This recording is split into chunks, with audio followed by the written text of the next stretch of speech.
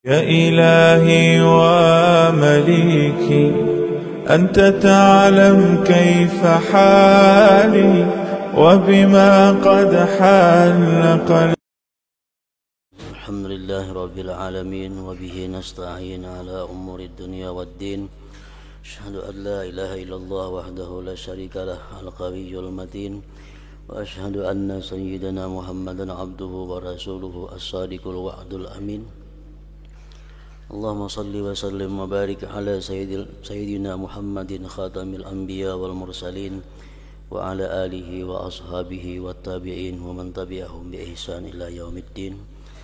قال المصنف رحمه الله ونفعنا بعلومه في الدارين آمين. Maka apabila engkau bertanya,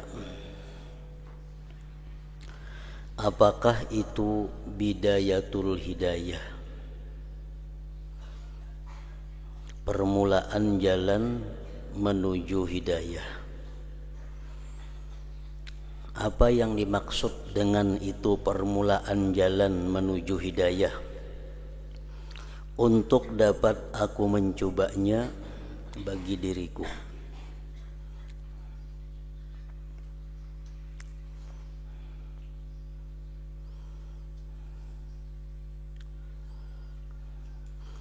Maka ketahuilah bahwa permulaan jalan hidayah itu ialah takwa yang zahir.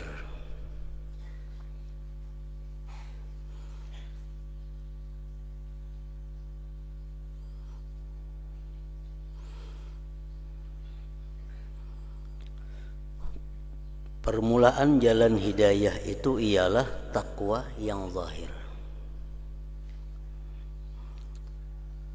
Dan nihayatul hidayah, kesudahan jalan hidayah itu ialah takwa yang batin.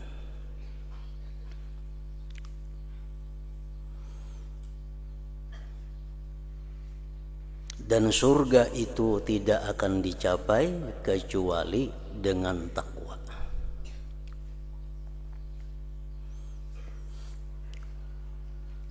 Jadi artinya sebelum kita bisa mendapat takwa yang batin, maka terlebih dahulu kita melaksanakan apa-apa yang dituntut oleh takwa yang zahir. Takwa yang zahir seperti melaksanakan apa-apa yang diwajibkan Allah kepada anggota tubuh kita, menjauhi apa-apa yang dilarang Allah terhadap anggota tubuh zahir kita. Nah, sesudah yang zahir-zahir itu kita bisa melaksanakannya, nah, maka selanjutnya Allah akan memberikan kita hidayah untuk membersihkan batin kita. Selanjutnya Allah memberikan kita hidayah, petunjuk untuk mendapatkan takwa yang batin.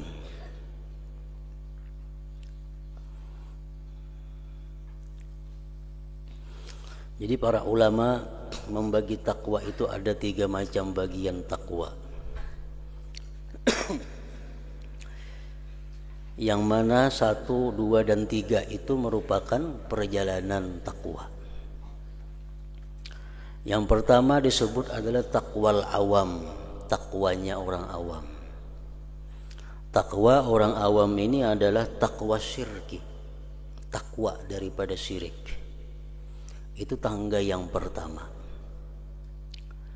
Tangga yang pertama adalah menjauhi sesuatu yang sifatnya menyekutukan Allah Subhanahu wa taala.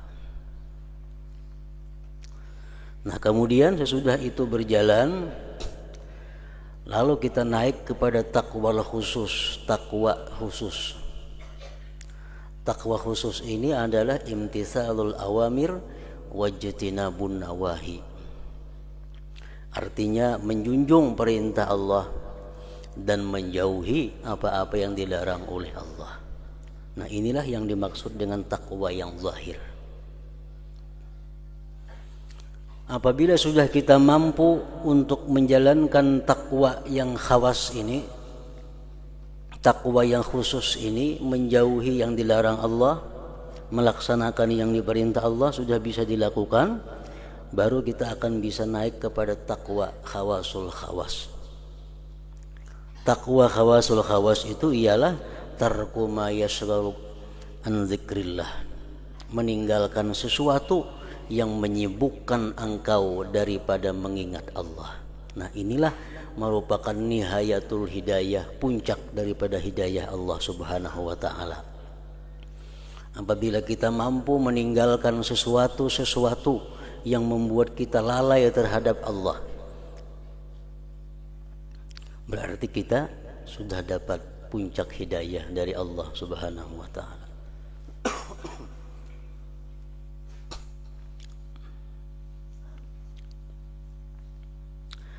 Dan surga itu tidak akan dicapai kecuali dengan takwa.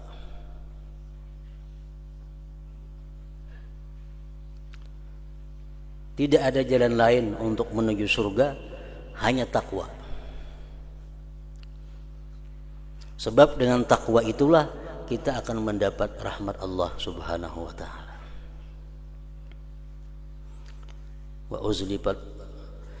Wa uzlifatil jannatu lil muttaqin. Firman Allah mengatakan disediakan surga itu untuk orang-orang yang takwa.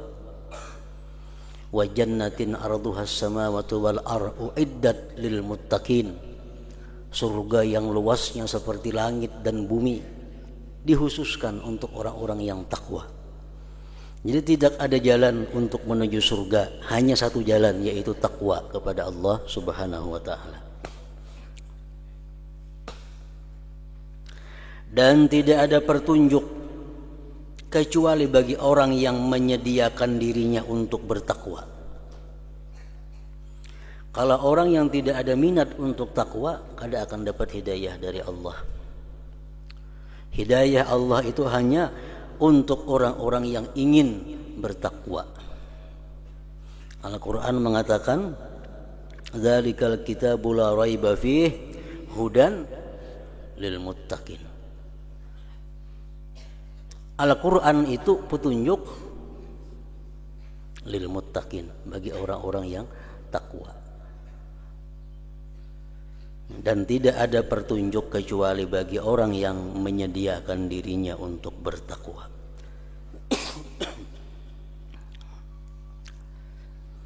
Dan takwa itu terbahagi dua, artinya dua rukun takwa. Pertama, menjunjung segala perintah Allah Ta'ala, melaksanakan ketaatan.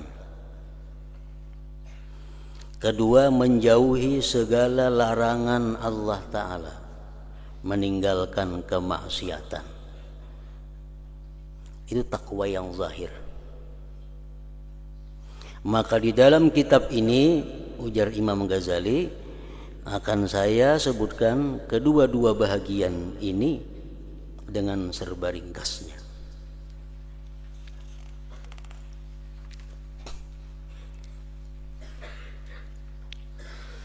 Bahagian pertama, adab-adab melaksanakan ketaatan. Ketahuilah olehmu bahwasanya perintah Allah itu ada yang fardu, wajib, dan ada yang sunat. Itu perintah Allah. Sebagaimana larangan Allah pun ada dua. Pertama haram, kedua makruh. Makruh itu jangan dikatakan boleh. Makruh bagian daripada larangan Allah. Larangan itu ada yang kuat, ngarannya haram. Ada larangan itu yang tidak kuat, ngarannya makruh. Larangan mencakup haram dan makruh. Sebagaimana perintah pun yang kuat disebut adalah fardu atau wajib. Perintah yang tidak kuat itu ngarannya adalah sunat. Nah, jadi hukum ada tiga sebenarnya. Perintah, larangan, yang ketiga ibahah, boleh. Perintah wajib lawan sunat, larangan haram dan makruh, yang kelima boleh.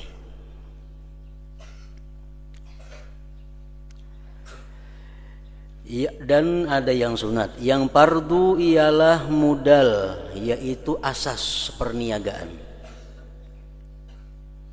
Yang fardu itu modal. Dan dengan modal ini kita akan selamat. Sedangkan yang sunat itu ialah keuntungan. Dan dengan keuntungan ini kita akan mendapat beberapa derajat kelebihan. Dengan kita melaksanakan yang fardu, menjauhi yang diharamkan, sudah selamat. Walaupun kita kadang melaksanakan yang sunat-sunatnya, sudah selamat. Cuma untuk mendapatkan beberapa derajat yang tinggi, mendapatkan beberapa keuntungan fasilitas yang ada di surga, itu mesti ditambah dengan meninggalkan yang makruh dan melaksanakan yang sunat-sunat. Makin banyak ibadah sunat yang kita lakukan, makin banyak fasilitas surga yang diberikan Allah kepada kita. Jadi kada sama di surga kaina orang nang sembahyang witir sarakaat lawan nang sembahyang witir 3 rakaat. Kada sama dalam surga itu orang yang berzikir 100 kali sehari dengan orang yang berzikir 1000 sehari. Karena amaliyah itu akan memperbanyak kenikmatan fasilitas yang diberikan Allah Subhanahu wa taala kepada kita. Ibnu Mas'ud mengatakan bahwa kalian itu bisa lulus menyeberang dari mahsyar menuju surga. Kalian bisa lulus menyeberang siratal mustaqim itu bi'afwillah, dengan kemaafan Allah. Dengan sebab kemaafan Allah yang sangat menunjul, kita bisa menyeberang sampai ke pintu surga. Andai kata Allah tidak menampakkan kemaafannya kepada kita, kita kada akan bisa lulus menyeberang siratal mustaqim, itu pasti gugur. Nah, jadi untuk bisa menyeberang siratal mustaqim itu yang diandalkan adalah afwullah, kemaafan dari Allah. Nah, kemudian kita bisa masuk surga birahmatillah, dengan rahmat Allah. Jadi di waktu menyeberang siratal mustaqim, masuk ke dalam surga, amal kita belum berfungsi. Semata-mata yang menunjuk adalah kemaafan Allah, kasih sayang Allah. Kita bisa masuk surga. Nah, kemudian di dalam surga itu tingginya derajat kita, banyaknya fasilitas yang bisa kita nikmati, itu dibagi menurut banyak sedikitnya amal ibadah yang dilakukan di dalam dunia ini. Orang sembahyang ba'diyah zuhur 2 rakaat dengan ba'diyah zuhur 4 rakaat, kada sama fasilitas yang diberikan Allah di surga. Jadi amal perbuatan kita ini yang sunat-sunat ini itu akan mendapat beberapa derajat kelebihan. Rasulullah sallallahu alaihi wasallam bersabda, yaqulullah tabarak wa ta'ala, ma taqarraba ilayya al-mutaqarribun bimithli ada'i ma aftaradtu alaihim wa la yazalu al-'abdu yataqarrabu ilayya bin nawafil hatta uhibbah fa idza ahbabtuhu kuntu sam'ahu alladhi yasma'u bihi wa basarahu alladhi yubsiru bihi wa lisanahu alladhi yantiqu bihi wa yadahu allati yabtishu biha wa rijlahu allati yamshi biha. Artinya Allah Ta'ala berfirman di dalam hadis qudsi, tidak ada suatu cara yang lebih sesuai untuk hamba-hambaku menghampirkan diri kepadaku dengan seumpama mereka melakukan ibadah yang aku fardukan ke atas mereka. Amalan apa, ibadah apa yang paling mendekatkan diri kita kepada Allah? Ibadah yang fardu, itu yang paling mendekatkan diri kepada Allah. Melaksanakan yang wajib, melaksanakan yang fardu itu merupakan ibadah yang paling menghampirkan kita kepada Allah. Dan senantiasa seorang hamba menghampirkan diri kepadaku dengan menambah amalan yang sunat-sunat setelah mereka melakukan yang fardu-fardu sehingga aku mencintainya.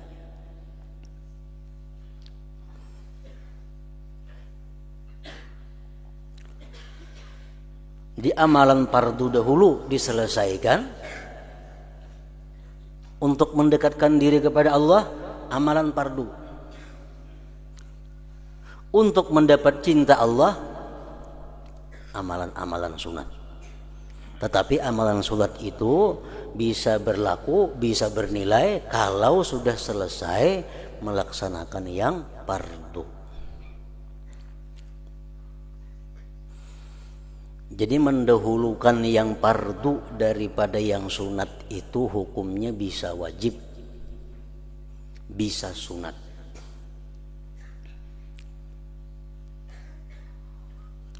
Mendahulukan yang wajib atas yang sunat hukumnya bisa wajib, bisa sunat. Contoh yang wajib, kita sengaja kada sembahyang sehingga keluar waktunya, keluar waktu sembahyang. Kita sengaja kada sembahyang zuhur karena sibuk, padahal mendengar aja orang azan, jam tahu aja, karena kesibukan pekerjaan bang asar. Nah, berarti kita meninggalkan sengaja sembahyang zuhur. Kita kada boleh mengerjakan sembahyang sunat sebelum mangkada zuhur. Wajib mangkada zuhur terlebih dahulu, karena kita meninggalkannya dengan tidak ada uzur.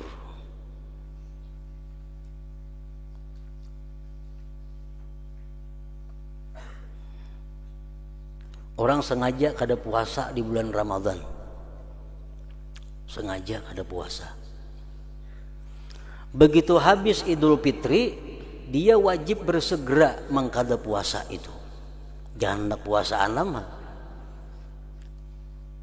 Kenapa? Karena ada hutang yang wajib, ada hutang yang sengaja yang belum dibayar. Ini contoh yang wajib mendahulukan sunnah. Ada duit 10.000 rupiah, duit 10.000 rupiah. Hari ini sampai bayar hutang lawan orang 10.000 rupiah. Duit lain kada ada diisi lagi. Ini pembacang dibayarkan 10.000, maka hari ini jatuh tempo hutang janji hari ini. Nah, dia wajib menggunakan duit 10.000 itu untuk membayar hutang. Jangan hendak bersedekah, jangan hendak berwakaf. Kenapa? Karena hari ini duit 10.000 itu satu-satunya duit yang bisa dibayarkan ke hutang yang pada hari ini hutang itu jatuh tempo. Nah, itu hal-hal yang wajib didahulukan daripada yang sunat. Ada lagi hal-hal yang hanya sunat mendahulukan wajib atas yang sunat. Sunat mendahulukan yang wajib atas yang sunat. Contohnya, kita kelupaan atau taguringan sehingga kelewatan waktu sembahyang. Guring jam setengah 12, bangun pukul 4. Berarti zuhur taguringan, gak ada tahu, gak ada mendengar apa-apa. Nah, dalam keadaan seperti itu dia sunat mendahulukan mangkada zuhur daripada sembahyang sunat. Sunat mendahulukan mangkada. Kenapa kada wajib? Karena dia ketinggalan zuhurnya itu kada sengaja. Nah, sama perempuan-perempuan yang haid, perempuan-perempuan yang nifas, kada puasa bulan Ramadan. Sesudah Idul Fitri dia sunat menyegerakan mengqadha puasa itu daripada melaksanakan puasa sunat. Lebih baik mengqadha itu daripada puasa sunat. Tapi kada wajib karena ketinggalan puasanya disebabkan uzur, bukan kesengajaan. Duit 10.000 rupiah, Jumat akan datang sampai timpu bayar hutang 10.000. Hari ini belum sampai lagi timpunya. Nah, boleh aja mensedekahkan 10.000. Kenapa? Karena hutang belum sampai timpunya.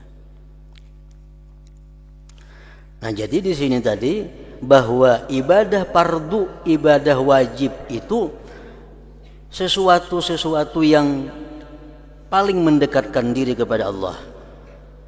Dan senantiasa seseorang hamba menghampirkan diri kepadaku dengan menambah amalan yang sunat-sunat setelah mereka melakukan yang fardu-fardu, sehingga aku mencintainya.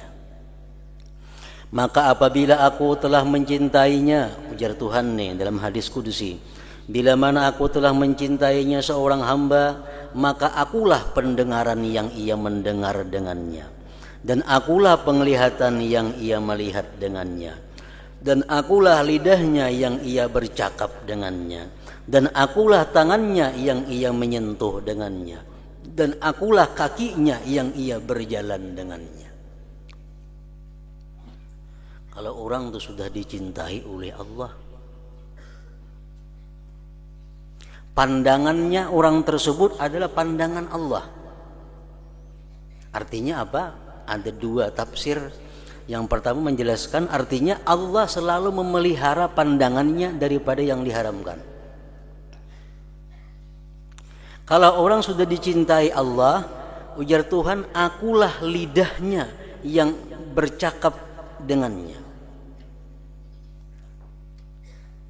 Orang yang dicintai Allah setiap kali berkata adalah kata-kata Allah. Artinya dia terhindar daripada berkata-kata yang tidak disukai Allah.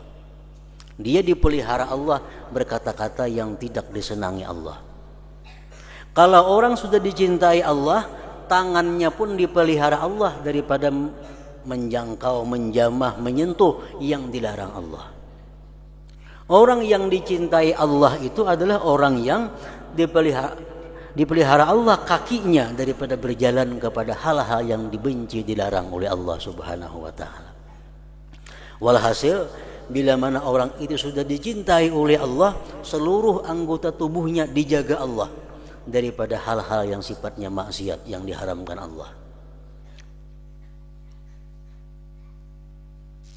Seperti Bishrul Hafi, salah seorang aulia Allah, orang yang diyakini sebagai kekasihnya Allah. Bishrul Hafi ini beliau tidak akan bisa menjangkau makanan yang tidak halal. Diserungi makanan tuh kada halal, tangan sidin takang, kada ko begarak. Kalau nang pacang dijangkau ini sesuatu nang kada halal. Kenapa? Tangan sidin dipelihara oleh Allah untuk menjamah, apalagi memakan sesuatu yang tidak halal. Otomatis di tengah orang undangan kah, di rumah kah, di mana kah, bila makanan itu ada kada halal, tangan sidin mati, kada ko begarak. Nah, bila makanannya halal, kada jadi masalah. Itu Bishrul Hafi. Ada lagi Haris Al-Muhasibi, la yadkhulu batnahu haramun aw syubhatun. Tidak masuk ke dalam perut sidin sesuatu yang haram atau syubhat. Ini lebih rendah daripada Bishrul Hafi. Kalau Bishrul Hafi tangannya sudah kada kau menjangkau. Kalau Haris Muhasibi ini rakungannya kada kau menaguk. Begitu nang dimakan nih haram, muntah sendirinya. Begitu dimakan nang subhat, muntah sendirinya. Nah, dipelihara oleh Allah Subhanahu wa taala.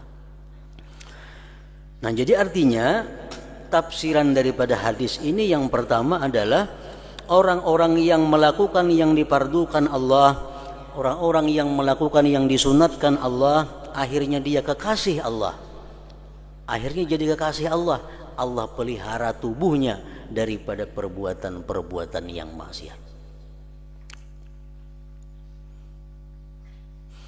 Nah, Ada lagi tafsir yang kedua daripada hadis itu adalah orang-orang yang melaksanakan keparduan, orang-orang yang menunaikan yang sunat-sunat, akhirnya dia kekasih Allah.